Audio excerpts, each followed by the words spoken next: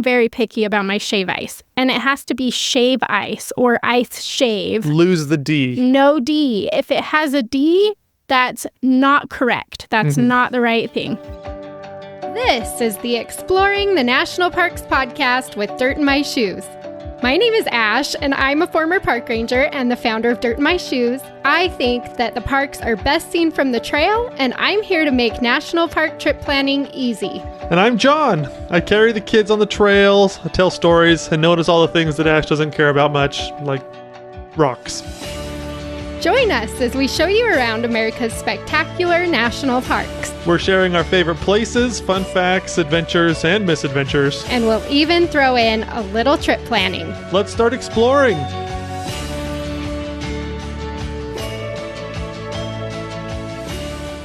I've started doing something that I never thought I would ever do.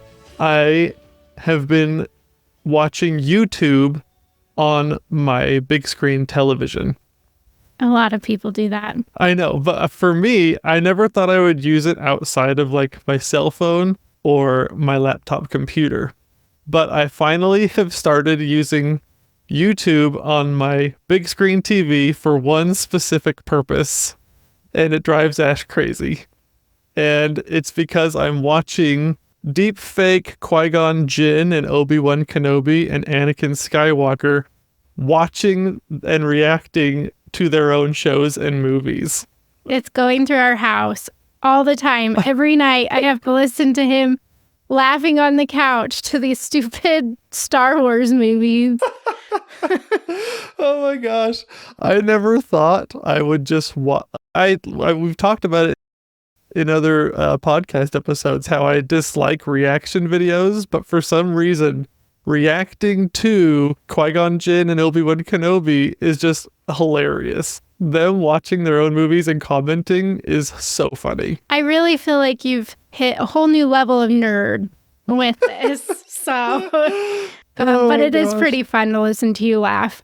Oh my gosh, it's so funny. And Qui-Gon Jinn gets so frustrated because, and he always just says, nobody ever dies in Star Wars except for me. This makes me laugh, especially as we watch them watching Obi-Wan Kenobi series or watching the new one, The Acolyte, or any of these other new series. People will get stabbed in the chest with a lightsaber, and Qui-Gon is just like, finally, someone dies. And then you see them in like an episode or two, and he's like, what? Doesn't make any sense. Nobody dies in Star Wars. But anyways, I just thought that I would share that. In case anybody is interested in being as nerdy as I am, they're out there, and it's awesome. It actually relates to today's episode because the last one that I watched was them reacting to Obi-Wan and Anakin fighting on Mustafar, that super volcanic planet. And so it relates to today's Hawai'i Volcanoes episode. That was my train of thought. Nice. That's why I was thinking about it. Nice connection there. Good save. But you're right. We are heading to Hawai'i Volcanoes National Park in today's episode, which I'm really excited about. We've been here several times. I lived in Hawaii for a while.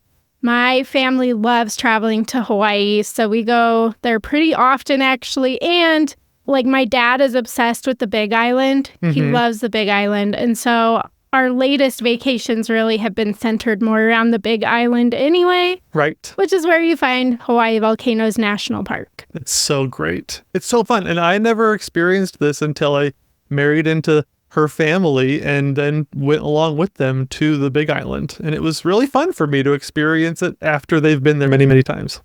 The Big Island is much different than the other islands. The crazy thing is, so the Big Island is like where it's still over the hot spot, right? So the chain of islands in Hawaii, they've been moving, and so the hot spot has been different, which is what's been building up these islands. Well, the Big Island is over the hot spot still, so you've got some of the most active volcanoes in the world on the Big Island of Hawaii, which is why it's so cool that there's a national park here, because Hawai'i Volcanoes National Park actually protects the most active volcano in the entire world. Right. Which is Kilauea. I'm sure we'll talk about this a bunch in the Fun Facts episode coming up. But Kilauea is the main volcano here that you're hoping to see, that you're able to drive around, that you're hiking close to. It's the most active volcano in the world. So it just blows my mind. It's crazy that you can get this close and you can really experience this volcano in a super cool way when you visit Hawai'i Volcanoes National Park. Oh, it's so crazy. It's such a cool thing. We've talked about a lot of volcano parks we even did a whole episode on volcano parks. We talked about Mount Rainier not that long ago. And so this one, though, is one where you can you have legit possibilities to see actual lava. It's so neat. You do. But we've never actually seen real lava. Well, here's the thing. So a lot of people think that they can come to Hawai'i volcanoes and see lava. Most people actually don't. What you're looking at is all the lava flows from previous eruptions. And you get to see all of that. You get to hike. One of my favorite hikes in the park is through a crater that was active as early as 1959. Right. Yeah. It wasn't that long ago that erupted and shot a bunch of lava into the sky, and kind of crazy. And now we can hike on it. Right. Which I'm not sure is a great idea, but... Well, then in 2018, too, there was major earthquakes and it actually damaged a lot of things. And there was some serious volcanic activity in 2018 that affected this Kilauea crater, too. So we were there. We were in Hawaii for the first time. We visited Hawai'i volcanoes a couple years before that big eruption in 2018. And there actually was an eruption. This is where I'm kicking myself because there was an eruption going on at the time, but you had to hike pretty far to go see the lava. Right. It wasn't really close, and we only had a day there, and we had left our son with my family, and we were just like trying to get as much done as we could, and we're like, okay, we don't have time to hike to see the lava, so we didn't. Come to find out, that was like a huge, really cool eruption that was going on where the lava was just like, it was like flowing down and into the ocean, and it was spurting into the ocean, and I'm kicking myself that we missed it because I think we thought, well, there's always lava here. Like, we'll come back and it will look the same, right? Yeah. It will still be doing the same thing. And it hasn't. We keep coming back and we're like, there's no lava. Or we buy our tickets and then the lava starts flowing, and then it's like, we already bought our tickets, they're non-refundable or something like that. So, I will never go to the big island of Hawaii again until the lava is flowing at Hawai'i volcanoes, and then I'm just going to buy a really last minute ticket and I'm going to go over there and I'm going to see it, because we have timed it so poorly over our past few trips. We've been there either like right before or right after a big eruption, and we haven't been able to see it. So anyway, and last time we were there, they're like, oh yeah, the lava lake just like crusted over a couple days ago. If you would have been here 5 days ago, you would have been able to see the lava lake. And it's like, darn it. I know, it's actually kind of impressive that we've managed to avoid the lava. And I think some people in the world would be like, they're so good at timing it so that it's not dangerous. No, I want to see the lava. I know. So that's just the disclaimer here, is I think a lot of people do, and we've made this same mistake too. A lot of people do think that you'll see lava for sure when you go. And that's not true. Right. In fact, it's, like I said, most people actually don't see lava or don't see the lava lake or don't see the steam really when you go. So go in with that expectation, or be like us and just be like, we're just going to wait until it starts to erupt, and then we're getting on a plane and we're heading over. So, which is so weird to say. We're going to wait till this volcano is actually erupting and then we're going to go there. Yeah, but the volcano, because they're big shield volcanoes, right? And so you've got Kilauea, which is the big active one. And then you've got Mauna Loa, which actually it's part of the park, but it's the largest active volcano in the world. So not only do you have Kilauea, which is the most active, but you've got Mauna Loa, which is the largest active. Right. And they're both in the park. Like, it's crazy. But the eruptions, a lot of times, it's just like lava kind of nicely flowing down the mountain where they'll let you see it. I mean, it does go crazy sometimes. So I don't feel like it's a bad idea to try to be there when the lava's flowing. Just saying. We'll talk more about it probably in the fun facts episode, but it's very true.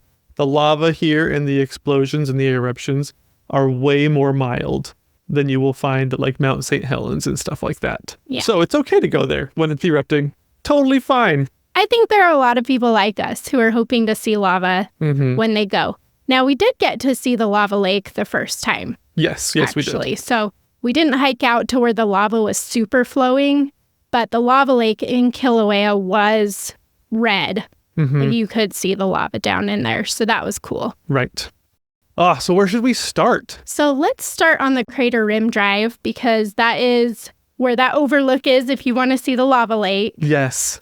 And there's a couple cool things to do up here. So this is when you first drive into the park, the main road kind of up and around the rim of the Kilauea crater. So this area has changed a lot over the years that we've visited this park. Well, I think it makes sense that this would be the most changing location because it's literally the caldera of the most active volcano in the world. Yeah, so what's crazy is the first time we went to Hawai'i Volcanoes, we got to go into the Jagger Museum, which is right on the edge of the crater, basically. Right, yeah. And so they had a museum there and everything. You could go park, walk around, go in the museum. And then in this big eruption that happened in, did you say 2018? 2018. Yep. So there was an eruption and it actually like the crater got so much bigger, like so much of the land fell in to this crater. It's crazy. And so then they had to basically condemn this museum that's on the edge of the crater. Right. It didn't fall in. We've been back since and it was still up. Right. But they just wouldn't let you get there because it was like right on the edge at that point. Well, at this 2018 eruption, there were thousands of earthquakes that were happening. And the crater for the lava lake basically almost tripled in size. Like it was only like a half a kilometer or something like that wide. And then all of a sudden, everything got 3 times bigger and deeper. Yeah. And where the Jagger Museum was, all the land that the museum was on is suddenly unstable and probably cracked and everything like that. And it's just waiting to fall in to the lava lake. And then something crazy will happen. Yeah. So like we got to see the crater when it was still small. Right. And then we went back after this event and we were like, holy cow. That crater is so much bigger now. So crazy to see the changes. And then I was looking online and now they are actually tearing down the Jagger Museum. They're not going to rebuild. Basically what they're saying is they're just going to make the visitor center, which is kind of a crap visitor center. There's nothing great about it, really. They're going to redo the visitor center to kind of include what the Jagger Museum used to have and just make that whole visitor center a lot better. Right. Instead of rebuilding Jagger Museum on the edge of the caldera. So there's a lot of construction happening in this park in the next 2 years to kind of make up for what happened and all the destruction that eruption caused. But the thing is like it could happen again at any time. Right. Yeah. Anytime. And so they're taking down the Jagger Museum. They're kind of redo like an overlook from kind of near that area. But one of the funnest things that I remember from that area is that you can actually, if you go up at night, you can look out and you can see the red from the lava lake. If the lava lake is not crusted over. Yes. Which is the problem we had last time. Right. If it's crusted, if it's hardened, then you won't see the red or the smoke. But if it's not, then at night you can see the red glow coming out of the lava lake, and it's super cool. Yeah, and if you use your imagination, you can see Obi-Wan Kenobi and Anakin Skywalker jumping all in lightsaber battling right there until one of them gets the high ground. And then the battle's basically over. So it's all about the high ground. Yeah. So the Jagger Museum was at the very end of the Crater Rim Drive, the west part of it. Now they have, if you look at the maps now, it says Ue Kahuna is the viewpoint right there. And so that's a really cool place to go to see the crater. as well as the Kilauea overlook. So both of those overlooks right there at the end of the Crater Rim Drive West is where you'll want to go to see the crater pretty well. Yeah. And to see into Kilauea, into the mouth of the volcano. So the other thing you can do in that area actually is that's where the Mauna Loa Road is. So if you want to drive, you can't drive to the top of Mauna Loa, which is the other volcano in the park, but you can drive up a fair ways to a nice viewpoint of Mauna Loa. From there, if you want to get to the summit, you have to hike. That's right there as well. That road's pretty crazy. It was super windy. Yeah. Oh, my goodness. I'm pretty sure we were all sick after we drove that road. Well, and it's really narrow, too. It's narrow, and you gain, and depending on which direction you're going, you gain or lose a fair amount of elevation. And so you're like in first gear or second gear the whole way down or up. And it's just like windy. And I'm like looking at my kid in the back seat of the rental car. And I'm like, all right, I think he's all right. That's kind of like a we did it once and we're good type of activity. Although that is where we saw a chameleon. Do you remember when we saw the chameleon along that road? I do. He was super duper cool. Yeah, that was actually really cool. Our kids were looking for chameleons through the whole trip because there are some in Hawaii and we've never seen one in the wild. Which it was way faster than I was anticipating. Not that we were chasing it, but once it realized, you know how animals freeze when they think that you can see them or you don't see them. But when he realized that we could see him, he took off and like dove down like a lava tube. It was kind of crazy. Yeah. It was awesome.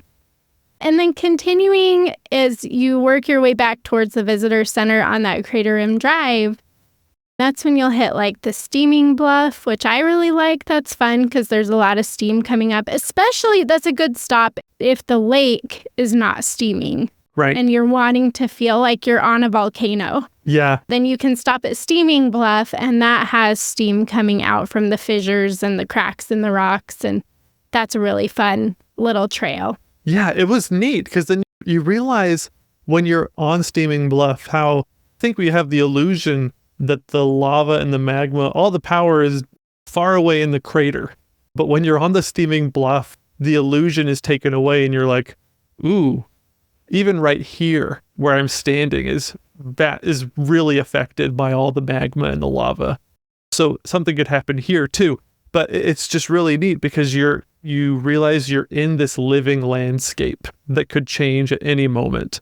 And everything is directly related to what's going on under the earth beneath you. And so it's really fun. And there are some places where you kind of get the sulfury smell and you can be totally engulfed by the steam as it passes over you and stuff. But that's one of my favorite places along this caldera or the Crater Rim Road. And I think it's funny if you look on the map.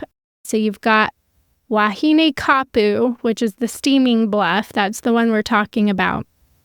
And then you'll see on there it's Ha'akulamanu, and underneath it says sulfur banks, and then underneath that it says hazardous volcanic fumes. So I just think that's funny. It's like, here's where you go if you want to see the hazardous volcanic fumes. We're taking away the Jagger Museum for your safety, but you can go and breathe in these hazardous volcanic fumes anytime you want. That's fine. So go to Sulfur Banks if you want to breathe in the hazardous fumes there. That's a good option.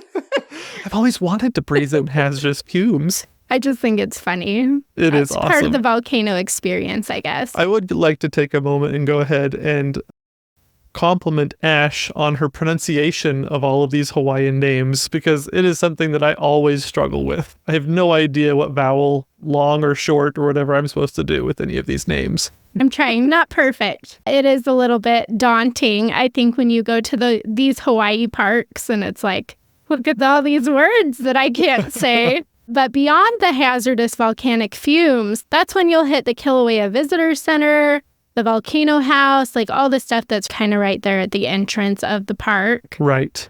Like I said, like the Visitor Center, to me, is not really anything special.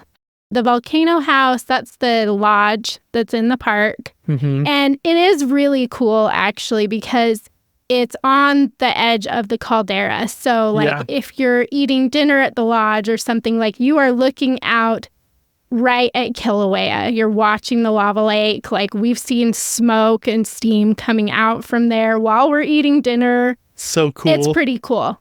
The food the first time was awesome. Oh my gosh. Since we've been back, it's not been as good. Yeah. Which is a little disappointing. My favorite fish in my whole life, I ate at our first trip to the Volcano House restaurant. And it was the coconut crusted mahi-mahi. And I think I ordered it twice during the same meal because it was so good. Do you remember that? Yeah. And then I was just dreaming about it for years. And then I was so sad when we went back that next time. And I was like, they like provided me with fish sticks. And I was like, thanks, guys. That's not. Can you put these in for 30 more seconds? Just on reheat. That would be great. Yeah. We don't eat and stay really in the park as much, but you can go. So our previous few trips, like, you can stay in Volcano, which is right outside of the park right here. We've not stayed there, but I think next time we go, we will. Mm-hmm. That has more like Airbnb options and stuff. It's not really a town per se, but there are some restaurants and Airbnbs and little places to stay in Volcano right outside the park. And that's what we'll do next time. But usually we just stay in Hilo, which is about 45 minutes away. If you want more of the bigger city amenities, more options, better food, stuff like that, we'll go out to Hilo. One of my favorite things ever happened in Hilo.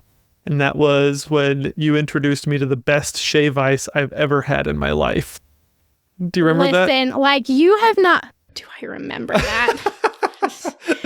Okay, so I lived in Hawaii, right? So I'm very picky about my shave ice. And it has to be shave ice or ice shave. Lose the D. No D. If it has a D, that's not correct. That's not the right thing. But yeah, so the shave ice in Hawaii is a whole different level. You have not had shave ice until you've been to Hawaii. But in Hilo, there is a shave ice place called Kula Shave Ice, and it is probably the best I've ever had. Oh my gosh. There's some shave ice places near where we live, and I've been to those and I thought they were pretty good. But holy cow, this place just knocked it out of the park for me, and nothing has ever been the same since. Right? It's insane. Like, it's amazing. So I love the lilikoi flavor. It's passion fruit. That's my favorite. I always get that on shave ice. But like, I feel like, especially at Kula, they do it so well. Like, it tastes like you're eating the actual fruit. Yeah. So none of that like artificial gross flavoring that they put on crappy ice. It's not like tiger's blood or something like that. Blue raspberry, which can be delicious, but it doesn't even stand up to this stuff. Well, it's so much better at a real shave ice place. And they usually put like condensed milk on you it have with to ice get cream. You have to get the ice cream. And I know it seems weird to like have ice cream with shave ice, but it is so good. So you get the ice cream, and then they put the shave ice around it, and then they put the flavoring, and then they drizzle it with sweetened condensed milk. Which, oh my gosh. Oh, yeah. Now, the one thing I haven't been able to get on board with in Hawaii is that they put black beans, on their shave ice. That's a very Hawaii thing to do. I cannot order the beans. I think that's disgusting. But all the rest of this stuff, I'm here for. Right. So. Oh, yeah. It was so good. Yeah. And like you said, it's like fresh fruit and everything. But Kula Shave Ice is right next to the Hilo Farmers Market. Yeah. And so I don't know if that's where they get a lot of their fruit or anything, but we went and we got fresh fruit from there, and it was awesome. And there's fruit everywhere. I mean, that's what's so cool about Hawaii, right? Is like, we eat our way around the island for sure. I think that's a very cultural thing to do in Hawaii, is to just eat all the good stuff. Like, you can stop at fruit stands, you can go to the farmer's market, stuff like that, and it's fruit off people's trees. Right. It's just fresh as can be. And then, and then you go to places like Kula, where it's like they use that fresh fruit to make their flavorings for their shave ice, and it doesn't get better than that. So that's like my number one favorite thing to do in Hilo. Is to get the shave ice. To go get the good shave ice and go to the farmer's market. I mean, we like Rainbow Falls and stuff. There's other stuff you can do in Hilo that's really cool too. Also, we went way out of our way. I don't know if you remember this last trip, we went way out of our way of Hilo to go get malasadas, which I am obsessed with.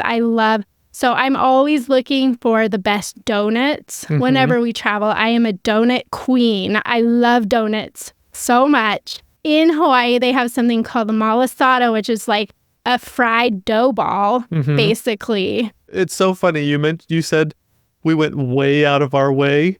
And I think people, unless you've been to Hawaii, you're thinking like, how can you go way out of it's an island and it's not that big of an island. How can you even go that far? No, you can drive really far for Poor donuts. John, yeah. He's like, how many more hours is this going to take? So how much gas are we using to get these donuts? How expensive are these going to be? I will do anything for malasadas. Anything. It was a lot, but it was delicious. So we drove up to Texas Drive-In. That's where they have really good malasadas. It's quite far north of Hilo. But it was awesome. Only do that if it's really important to you. But malasadas and shave ice, like that's where it's at when you're in Hawaii. Yes. It doesn't get better than that. It's so good. Another restaurant that we should at least mention because it has the best catchphrase of any restaurants on the island would be Verna's. We didn't eat here, by the way. We didn't eat there. We just cannot vouch for the food, but we love the sign. And I think it's because I don't know if I'd be able to sit down and order my food with a straight face because the catchphrase just makes me laugh so much. It says Verna's on top or whatever, and then it says, if no can, no can. If can, Verna's. Yeah! which apparently is a very Hawaii way of saying what, Ash? What does translate that for us? If no can, no can. If you can't, you can't. But if you can, go to Verna's. Oh, man. I just imagine like me hanging out with my buddies. Hey, let's go to a restaurant. No can. No, I mean, that's how they talk. I love it. That's why I love the sign. I know. It's like, dude. It's very Hawaiian. We are in Hawaii. I love that so much. No can, no can. No can. I know. Verna's. I need to, I need to be more that way. Can I just tell you, Hawaiians are some of the most chill people in the world. I wish I was more that way sometime. I know. I actually developed a alter ego based on Hawaii John a little bit. And his name is Dane, and he's based somewhat on Crush from Finding Nemo, the turtle. He's my favorite. But he also really loves puff Cheetos because sometimes you just need a puff, dude. We have a lot of fun when we're in Hawaii. It brings out a different side of us. It does. But yeah, we kind of went backwards because we started at the Crater Rim Drive West, but then you get to the entrance station and that's where you'll go either out to Volcano or Hilo or wherever you're staying. You'll come in right here and then you can choose, are you going to go west out towards what used to be the Jagger Museum, or are you going to go east down towards, like I mentioned, like we have a favorite hike in this park that we like to do. There's some really cool things to do on the Crater Rim Drive East. So let's jump there now. Okay. I think we've covered Hilo. Just go get the shave ice, okay? Yes. You will not be sorry. That's true. That took us way out of the park, didn't I? It did, but it's fine. It's fine. We're in Hawaii, so if can, can. If no can, no can. So anyway, now we're on the Crater Rim Drive East, which really the first thing of note that you'll hit on this drive is the Kilauea overlook. So this overlook is looking down into the Kilauea crater, which is like a small Kilauea. It's not the main Kilauea crater. Right. It's a smaller one that last erupted in 1959. It's hardened. You can go hike down into the lava lake. Oh my gosh. It's hardened right there. It is probably, this is my favorite trail. Hiking down into the Kilauea crater is so much fun. Because it's safer, I think. It's a separate crater from the Kilauea caldera and everything like that. It's not that far from the main caldera, though. It gives you the illusion of being farther away than you are. It makes you feel safer than you probably are, too. Exactly. But you get to walk down here and you lose a fair amount of elevation from the rim all the way down. You go down pretty fast and then you just look around and it's like you're in the belly of the beast. And it's really neat. And you're walking around on the bottom of this and it's just a totally alien landscape from where you were a few minutes ago when it's actually, you go down pretty fast, coming back up is a little rough, but it's so much fun. And you're just in this foreign alien landscape, and you're just hiking and running and having some fun on this lava lake. Yeah. And it's really neat. Yeah, I mean, where else do you get to really hike across a crater? Yeah. A volcanic crater that, I mean, really could erupt at any time. It hasn't for a while, but who's to say it won't? Right. But yeah, they have this trail right through here. So you go through the forest, it's super pretty, then you drop down into the crater. It's really unforgiving. No shade, really hot. Yeah. Don't trip and fall. Yeah. These rocks are jagged. Are sharp. Yeah. Sometimes you can see steam still coming out of some of the cracks, which again just is like, maybe we should get off of this thing. Every once in a while, you'll see like a flower growing out of lava, and you just like want to take a picture and put it up in your HR break room or something like that. Determination. Yeah. Stick to it attitude.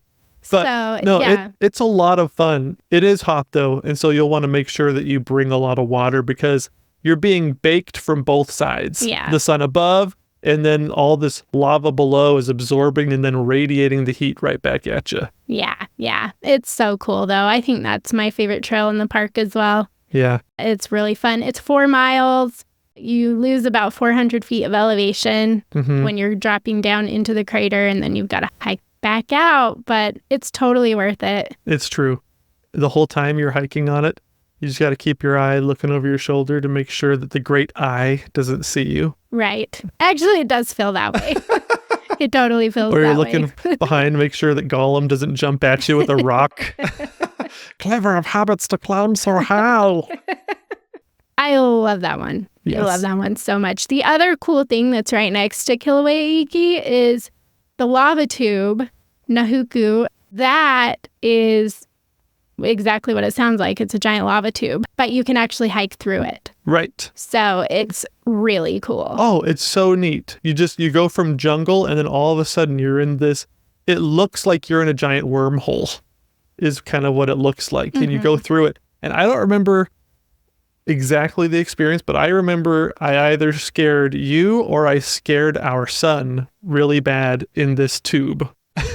Oh, really? I don't remember that. I don't remember exactly what happened, but I remember I was taking advantage of the moment. It was kind of like Harry Potter and the Chamber of Secrets when the basilisk uses the tunnels and everything to That's what it always reminds me of. Yeah. It's from Harry Potter. Yeah. Yes, exactly. It's a creepy tunnel.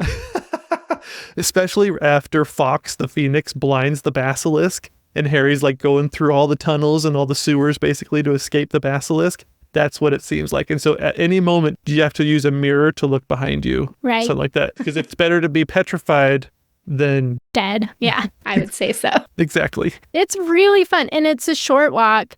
Everybody can do it. It's family friendly, but you get to go through this lava tube, which again is just another reminder that there is like magma flowing everywhere underneath the surface of this park. And this lava tube is just where it used to be a channel where the magma would flow. And now it's not there anymore. So we get to walk through it like a giant cave. But again, just another really cool reminder that like, holy cow, like I'm right at a volcano. Yeah. That's one thing that's super neat about these volcanoes specifically is that sometimes you don't even know where the lava is going to pop up because it doesn't always happen at the craters up here because there's all of these subterranean lava tubes that are transporting the lava all over this area. And so even a couple of years ago, there was an area that I think they closed it down for a little while, but lava just like popped up and then it was done after a couple of days. But lava is traveling all over the place underneath our feet when we're here. And you never know where it's going to show its red hot head. I know. It's part of the adventure. Who knows what's going to happen? So continuing on past the lava tube, that's when the Crater Rim Drive East actually turns into the Chain of Craters Road. Right before it does, you can hit the Devastation Trail. I really like that one. It's quieter. You can see what it looks like when a volcano erupts and what it leaves behind. So that's a really cool stop. But then otherwise, you're on the Chain of Craters Road, which I think a lot of people, there's not usually a ton of people down on this road, which surprises me. I think a lot of people come to Hawaii volcanoes probably just for one day, and they're hitting the Crater Rim Drive. They'll do the Kilauea Iki Trail, they'll go to the lava tube, they'll go to the overlooks to see the crater, and they kind of just stop there. I think that it makes a lot of sense. That would be, if you have a short period of time, that's where you would focus it. But if you have extra time, this Chain of Craters Road is actually really neat. As you're driving the Chain of Craters Road, so basically it's like a 19-mile road that takes you down to the ocean from Kilauea. And what's crazy about it is, well, firstly, like there's not a ton to do for just the day traveler along this road so much. It's a lot of like, this is where you'll access like the park's backcountry mostly. And there are some other craters that you can go walk around and hike to that we've seen before. We have stopped at a lot of places along this road. But I would say like there are really three standout things to me if you're going to drive the Chain of Craters Road. The first is that you are literally driving where the lava comes down. And so it's really cool to see. You can see where the lava has flowed and where it hasn't. You can see where the island is building itself through all of these different eruptions. Right. And so the landscape to me is just so incredible. I love driving down here because you are just driving through where all of these eruptions have happened and worked their way to the ocean. You're experiencing the building process of the Hawaii Islands. Yeah. When you go through this section, and you can see it in not necessarily real time, but you can see the process happening. And sometimes the different lava flows, depending on their age, you can see which ones happen at different times. And so you'll see a really black one, you'll see kind of a reddish one. And depending on the age and depending on the chemical composition of the lava flow and where it came from, you'll have some different colors, but you can kind of tell, oh, this is how the island builds. It's crazy. Yeah. You're staring at how Hawaii was made. Yeah. Layer upon layer, lava flow upon lava flow, decade or century after century, over and over and over again, these lava flows, they pour out of these subterranean tunnel rivers of lava, basically, up onto the surface, and they just build upon each other. As the jungle basically takes over, the island colonizes the new land that has been made. But it takes a long time. But this is a process that I'm sure we'll get into a lot in the Fun Facts episode. This is a process that has built like the tallest mountain in the world. It's crazy because you're seeing all the flows come off Kilauea. You're seeing the flows that come off Mauna Loa, which are, like I mentioned at the beginning, like two of the most active volcanoes in the world. And Mauna Loa is over 30,000 feet. Right. Which is crazy. From sea bottom to the top of Mauna Loa. But I mean, it's over 13,000 above the sea. I mean, it's a huge mountain. Yeah. And this is a really cool area just to feel like you're in the middle of a volcanic environment that is ever changing. Right. So that's like the first thing that if you're going to drive the Chain of Craters Road, to pay attention to. Because it's not like there's going to be like a sign telling you to stop and look. It's just something you need to pay attention to as you're driving down here and really, appreciate what you're seeing a little bit better. Hopefully us pointing it out will help you appreciate it more when you do drive this road. Right, exactly. So the second thing that I think is really cool along this road that is definitely worth a stop are the Pu'uloa petroglyphs. Yeah, these are super neat because this is one of the only spots, I think, within the park itself where you can see the effects of the people that lived here before Euro-Americans came here or anything like that and kind of incorporated in the United States and everything like that. The native Hawaiians were here, and this is some of their legacy. Their story. And I think, Hawaii has such a cool history. Yeah. There are so many amazing stories and people and legends and stuff all tied up into the Hawaiian culture. And so I do think it's really cool to be able to be down here along the Chain of Craters Road in the midst of all these volcanic flows and to see these petroglyphs on the rocks. Super cool. Yeah. So definitely stop there. And then the last stop that I think is really worth the stop is actually right at the end of the road, and that's the Hole Sea Arch. There is a sea arch going out over into the ocean that's really cool, super picturesque. What's crazy, though, is that if you look at the pictures now from the viewpoint that they have, you can see the old viewpoint. Yeah. Like, we've been to the old viewpoint. And my pictures on Dirt in My Shoes, those are from the old viewpoint. They actually had to move it again because, like, this park is constantly changing. Right. There's always things happening here. There's always you're always going to have to expect a different experience. It's been a matter of not that many years since we got that picture. And now they're like, nope, sorry, you actually have to move way far back. You can't see the arch as good. You're not nearly as close. Right. But it's because everything is so unstable and there's just a lot of changes taking place. Yeah. It's kind of sad that you can't get that close, but it's just an illustration that this is a living landscape, constantly changing, probably the most changing of any national park. You should almost always expect your experience to be different every time you come because there's no telling what the volcano is going to do. At any time, you could have a lava flow that takes this road out. You could have a lava flow that pours into the ocean right here. You could have the lava breaking off into the ocean or cliffs calving basically into the water. And so that's what's happened here. This doesn't happen everywhere.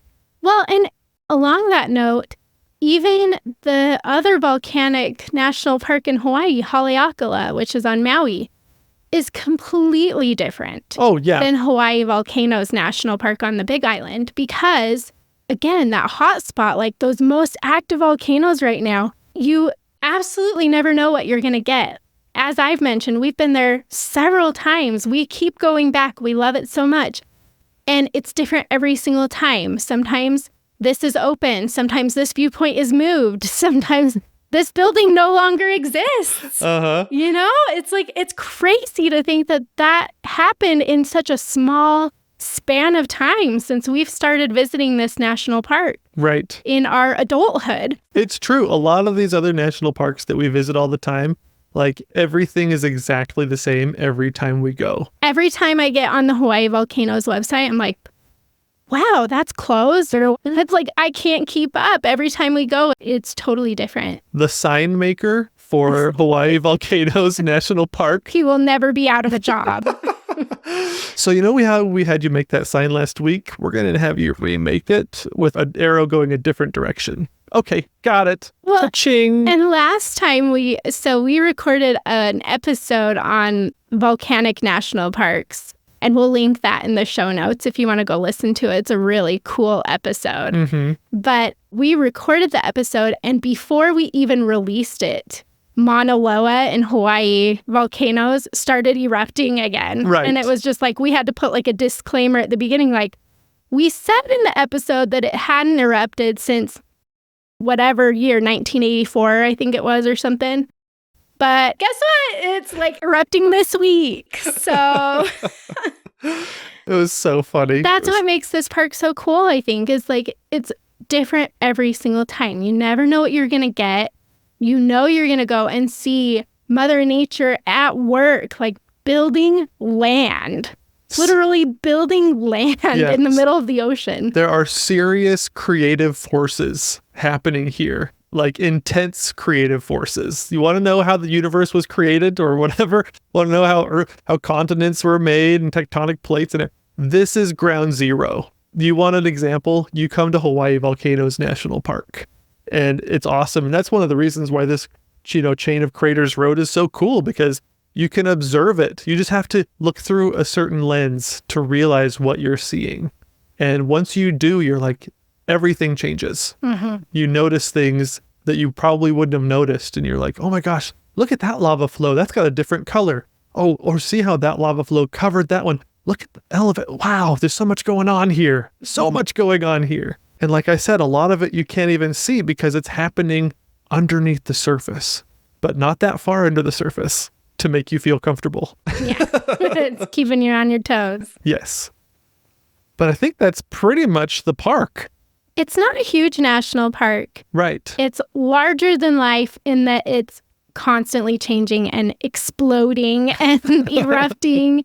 But yeah, I mean, typically people will spend usually just a day or two in this national park. You kind of have to fly into Kona to get over here. You can fly into Hilo, but Kona's the more popular airport on the Big Island. So it takes a few hours to drive down to Hawai'i Volcanoes if you fly into Kona. So yeah, we usually just spend 1 to 2 days here. There's not like a ton to do unless you're wanting to do some longer backcountry type trails. So exactly. So yeah, I mean, even a day, even if like you're like, I'm on the Big Island for just 1 day, but I want to go see this park, do it because you can see a lot in just a few hours even. Yeah. And it's totally worth seeing. As I said, the tallest active volcano and the most active volcano all in one spot. Oh, what an amazing place. So our task for you today is we want to know, are you like us? Would you chase the lava? Would you go to Hawai'i volcanoes during the big eruptions in hopes that you get to see the lava? Or are you more comfortable visiting when things are a little bit quieter? Maybe you don't want to go when these volcanoes are actually erupting. So head over to the Dirt in My Shoes Facebook or Instagram page. We'll have a post there where you can chime in. Let us know what you think and how much you actually want to see lava when you visit Hawai'i Volcano. When you put it that way, it makes us sound a little crazy. We are crazy. We are crazy. I'm going to see lava. I am very passionate about this. Yes, exactly. But come heck or high lava. I don't want to be unsafe about it, but I'm just like, dude, if the lava's flowing, I've got my reserve money set aside. Yes. So I can fly to Hawaii on a moment's notice. Yes. So I want to know how many people are on our team. Let's charter a flight together, all of us. Are we crazy? Yes. We might be a little crazy. So yeah, chime in over on the Dirt in My Shoes Facebook or Instagram page. But otherwise, we're so glad that you're here. I hope that this episode makes you want to visit Hawai'i Volcanoes, regardless of what's happening in the park. And be sure to leave us a 5-star review if you enjoyed this episode. Tell your friends, and let's go have some big adventures in the national parks together.